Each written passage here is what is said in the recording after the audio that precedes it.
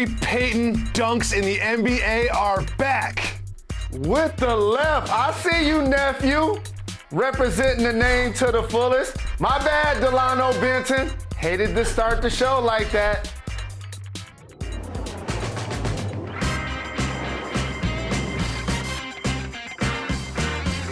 He is Jalen Rose. I'm David Jacoby. We are Jalen Jacoby. What is it that we do? We get the people what they want. We have some very intriguing preseason football games tonight to get you ready for, but I was looking down at my phone when this magical tweet passed my timeline. It is from the Dallas Cowboys official account. Again, the official account says it's not a setback and it's not a reason to worry, but QB Dak Prescott is planning on getting another MRI. Jalen Rose, that sounds to me like a setback, and it definitely sounds like a reason to worry. What do you think about this tweet from the Cowboys? So here's one of the things when you have a multi-billion-dollar conglomerate, right? You can have one social media person who's responsible for posting this that isn't Pat Gunther. You know what I'm saying? Because Project Pat wouldn't have allowed this to happen. You know what I mean? Our guy wouldn't have done this. Because this is a reason to worry, by the way. Yes. Anytime your starting quarterback is already limited to how much he can throw, and then now it goes from being limited in practice to now needing an MRI. When the season starts, Jacoby, injuries don't subside. Okay, you just get used to playing with them. I talked to Michael Irvin about this yesterday. I'm like, playmaker, this is not good for your Dallas Cowboys. And I understand the social media person, they just wanted to paint a positive spin. That's all. Don't get mad at the social person. They're just trying to paint a positive spin. There is no positive spin on this whatsoever. And another problem with this is, Jalen Rose, I watched the Hall of Fame game between the Steelers and the Cowboys, and do you know who I saw under center for the Cowboys? Garrett Gilbert and the god Ben DiNucci. We don't need more Gilbert and DiNucci under center for the Cowboys. And right now, it looks like we might see a little bit more Ben DiNucci than we expected to in the 2021-2022 season. That is not good for Cowboys at all. But one thing that is good for Dallas, they got a weak schedule, Jacoby. They do have a weak schedule, but it ain't gonna matter without Dak. You know it, and I know it. We saw that last year, and the backup then was Andy Dalton. The guys you just said sound like a law firm. They really do. And another thing is Ezekiel Elliott. Ezekiel Elliott didn't have a great season last year. Every single person that owns him in fantasy knew that. And I am concerned that without Dak, so much the defense can load up on Elliott and he'll be clogged once again. Hopefully the O-line being healthy will help solve that. Jalen, we have some football tonight. Very intriguing matchup between the Washington football team and the New England Patriots. Focus on the Patriots starting quarterbacks. We have Cam Newton and rookie Mac Jones. What do you think about this QB position? Is it Cam Newton's or is it still up for grabs? Dog, let me tell you something. This is Cam Newton's job. He's the seasoned veteran, the former MVP that was in the system last year. If you're gonna give your top flight rookie the gig, you might as well not even have Cam on the squad. They're two different style of players. And so, therefore, I believe, even though they have not announced it, Cam will be the guy, not the other way around. You don't start the season with mac and cheese, and then he struggles, and you like, hey, Cam, in the third quarter, with 2 minutes to go, it's like, hey, Cam, can you get in there? No, that works in reverse. So I believe this is Cam's job. And also, this is going to be a proving ground as well, Jacoby. Can this propel him to continue to be a starting quarterback and continue to have quality seasons? Or now would this relegate him to a different role that he hasn't seen? A few things on this in response to what you said. Number one, I always say you can be mean if you're funny, and mac and cheese is mean and funny, so I'm gonna let that one go. Okay. Number two, you mentioned this. They're two very different style of quarterback. Like, we all know what Cam can do, but Mac Jones is more of a traditional throwing quarterback. And number three is they brought Cam back intentionally. It's not like they signed him to a 3-year deal and he's on the second year of it. Like, they wanted Cam Newton there, so I have to assume they want him to start week 1. And number 3, I'd be concerned about going up against the Washington football team because they've got Montez Sweat and Chase Young. And those 2 rushers get after the quarterback. I would be terrified whether I was Cam, whether I was Mac and Cheese. I do not want to go up against these 2 when they're on the line. I got to tell you guys a secret. I went to the University of Michigan and I watched every one of their football games. I've seen way too much of the Bosa brothers and Chase Young, dog. I know once they got to the league, people like, oh my God, what amazing players.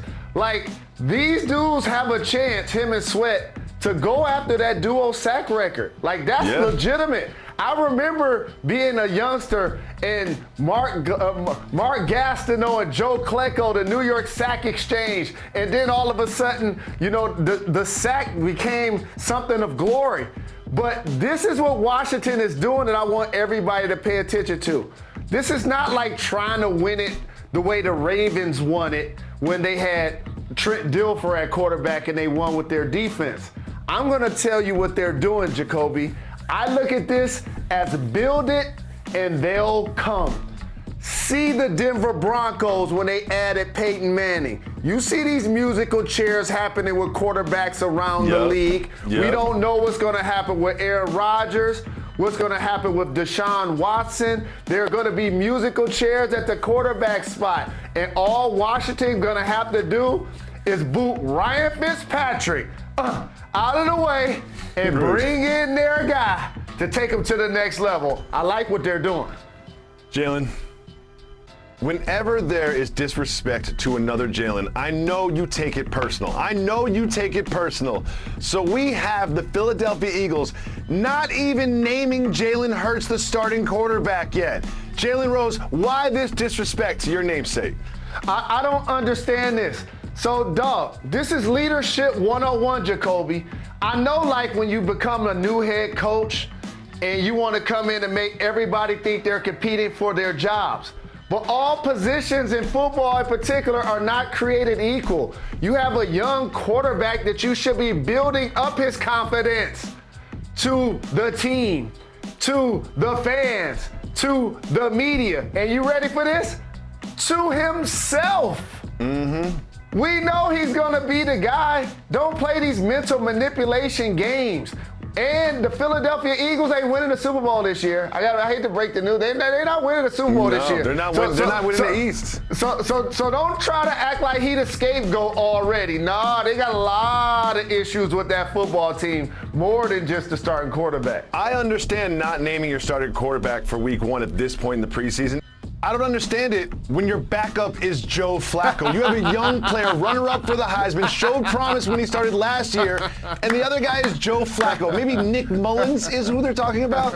I think Jalen Hurts is going to end up being the quarterback. I don't know why they don't commit to him now. They should, and we'll see how he performs tonight against the Steelers in a preseason game. Another very interesting game we have tonight is in Major League Baseball. The Field of Dreams game between the New York Yankees and the Chicago White Sox will be played on the Field of Dreams Field, where they filmed the movie, the classic movie I have seen dozens of times. Mr. Rose, are you excited for this game, and have you seen Field of Dreams? I just said if you build it. I'm glad we can talk about the Yankees, and Reg, I'm pretty sure, is happy. I noticed we ain't talking about them when they were struggling or when they was getting swept by the Tigers earlier in the year. But have I seen Field of Dreams? Let me see. I'm not gonna be able to do it! Brace yourself. Jalen Rose is about to explain a movie plot. This is one of my favorite segments from our history that we have since retired. But Jalen Rose, we're bringing it back for this. Jalen Rose explains the movie plot. Please explain the plot to Field of Dreams. Classic film. So you teed it up off of baseball. You know, America's pastime. So I believe you gotta have great Yankees. So there has to be some Lou Gehrig, some Babe Ruth footage in there. You know what I mean? Like nostalgia baseball, right? And in order for us to win the World Series, all of us have to sprint through this cornfield. Yes, how'd you know? At the same time. How'd you know? It don't matter what you run into, what's in the field. It could be livestock, it could be whatever. If you find a way to make it through the field, you can be a champion. That's the field of dreams. Jalen, I don't know how you can explain to a T the exact plots of these films that you have never seen. That is exactly the plot of Field of Dreams. If you don't cry at the end of Field of Dreams, then I don't season. The quote-unquote quarterback competition in New Orleans for the Saints. Both quarterbacks spoke to the media, and here's what they had to say. When do you think you'll know the decision? I have no idea. And question for Coach. I think in all these things and in this training camp it's a control what you can control, and that's been my mindset from day one. Do you have any idea when they'll make a decision and tell you guys? No, but I know I'm going to keep balling and doing my best until they do. Jalen, what do you think about this quarterback battle in the Big Easy? Jameis Winston just tempted. Just tipped it by saying, I'm going to keep balling. In other words, I know I'm killing, and I know I'm doing stuff with my arm that this guy just can't do. He know it, I know it, and they know it. You see the big smile on his face, right? And you remember the whole saying, that the old saying is if you have two quarterbacks, you don't have one. It's not going to be a bad thing for the Patriots when they have Mac Jones and Cam on the field at certain times. And it's not going to be bad for this team either when they have both of these quarterbacks on the field, Taysom Hill and Jameis Winston at the same time. Anticipate seeing them both. But the lion's share of the starting quarterback job has to go to Jameis Winston, in particular if Michael Thomas is going to miss any time. Because if that's the case, and you got Taysom Hill lining up under center, Alvin Kamara won't have a chance to consistently get the kind of productivity that he normally gets because they're going to be stuffed in the line of scrimmage. See, Jalen, I absolutely think that Taysom Hill should play week 1 for the New Orleans Saints. But I think like 3 snaps, maybe 4 snaps. You know, this should be Jameis Winston's job, and they should throw him in for some wildcat stuff and put him at tight end and have him cover punts. You see the numbers right there. There are some glaring differences. And don't even talk to me about career touchdowns, career yards, and things of that nature. You did mention Michael Thomas. There is a bit on an update of his status. Apparently, for a while there, he was not communicating with the team. However, seems like he has gotten together and they're going to try to sort of mend these fences. What do you think about this tension between Thomas and the Saints? Well, it's never good when the organization isn't in communications with one of their best players. We talked about this with the Philadelphia 76ers and Ben Simmons not returning the team's calls, not returning teammates' calls, and now we're talking about this with Michael Thomas. So you hope if you're a Saints fan, after you just signed him to the contract that you just signed him to, and last season he didn't clearly play the way he was playing the year prior when he broke the receptions record, you got to at least try to mend this fence, even if their goal is to trade him. You still at some point got to get him back out on the field to play for his value. And you know one thing Jameis can do that Drew Brees couldn't do? Throw the deep ball. Throw deep. Throw the deep ball. And I'm pretty sure he'd be excited to catch those from Jameis. So it's going to be interesting to see how it plays out. I would love to see Michael Thomas look at the playbook and be like, wait a second. You want me to run downfield? You don't want me to run hitches and crosses and slants? You want me to run 15, 20 yards down the field and then catch the ball? Right. Amazing. I'm actually be tired when I get back to the huddle. Yeah, exactly. I would love to see that for the Saints, but most importantly, I would love to see Michael Thomas get back on the field. But Jalen, you've been talking about the tension between Thomas and the Saints and Thomas and Brees for about a year and a half now. You're just making it all up. You're trying to get him to the Lions. I see what you're doing. You're trying to get him to the Lions. I know your game. I know your game, young man. That ain't gonna work for me. Oh, by the way, you ready for this? Shout to Megatron. Saw him at the Dave Chappelle show last night since we're talking about all-time great receivers. Jalen, the producers would not let me lead the show with this, but I really, really wanted to. It is the announcement that J.R. Smith is going to North Carolina A&T, which is great. I'm glad that he's joining HBCU. I'm glad that he's going to pursue his education. But he also wants to play on the golf team. Jalen Rose, what do you think about not just him continuing his education, but being a student athlete? I just want young people to always recall adults that continue to reinvent themselves. That's the important thing here. The other thing is being an influence to the people that he's going to be classmates with, the people that he's going to be on the golf team with, the acclaim and the publicity that he's going to bring to school. Oh, I just thought about something, though. Hold on, I just thought of a problem. What's the problem? What's the problem? I just thought of a problem. What? He's going to be an NCAA athlete, right? Yeah? What's the problem? That means he's going to have to fail, or he's going to have to pass drug tests then. That might be an issue. Oh, man, it's a failed test. That might be an issue. You know what? I was excited. I don't drug test. He should get a special work? exemption. He needs a special exemption. If you're going to put J.R. Smith on the golf team, he needs a special exemption. I love J.R. Smith so much, and I think one thing that gets overlooked because of his joyous personality and his celebrations and his time with LeBron is what a long, productive NBA career this man had. But man, And also, I really hope they're not testing on the golf course. He reinvented his game too. Like, he was a terrific doing a 360 out of high school type athlete that became a knockdown three-point shooter. So I'm glad to see my guy getting championship parade love, and I'm happy that he's going back to further his education. It is time to show me some Shohei. Jalen Rose, our guy, Shohei Ohtani, hit another home run last night. However, it came in a 10-2 loss. It's his 38th home run. They've got Mike Trout. They've got Shohei Ohtani. They're 8.5 games back in the wild card. That seems to be a lost cause. So what do they do? What is next for this organization with these two superstars? Shohei, I got you. I know all of the other shows want to talk about the Cowboys and LeBron and Tom Brady and the Patriots. I don't care what place y'all in.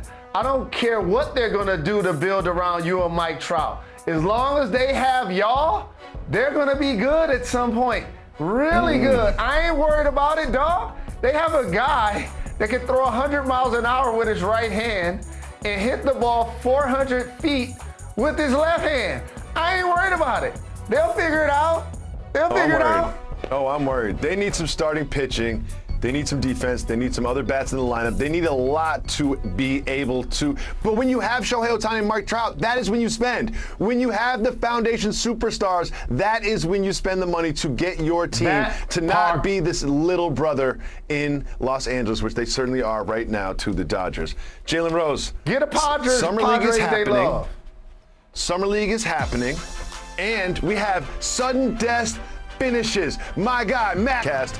And tonight, we have a full slate of Summer League games on ESPNU at 3 and 5, and then transitioning over to ESPN2 for 7 p.m. And the Sixers-Hawks finishes at 9 p.m.